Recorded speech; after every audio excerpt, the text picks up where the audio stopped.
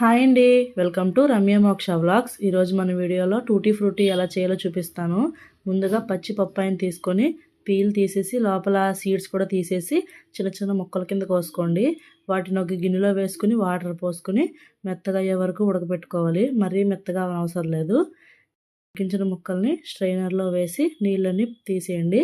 ముక్కల్ని పక్కన పెట్టుకొని ఒక 2 కప్పుల ముక్కలకి 1/2 కప్ షుగరు, 1/2 కప్పు వాటర్ వేసుకుని జిగురు పాకం వచ్చాక ముక్కలను కూడా అందులో వేసుకుని ఒక 5 మినిట్స్ ఉడికించుకొని స్టవ్ ఆఫ్ చేసి వెనిలా ఎసెన్స్ ఒక 1/2 టీ స్పూన్ వేసుకోండి. వాటిని ఎన్ని కలర్స్ కావాలితే అన్ని కలర్స్లో ఇలా బౌల్స్లో వేసుకుని కలర్స్ మిక్స్ చేసుకోండి.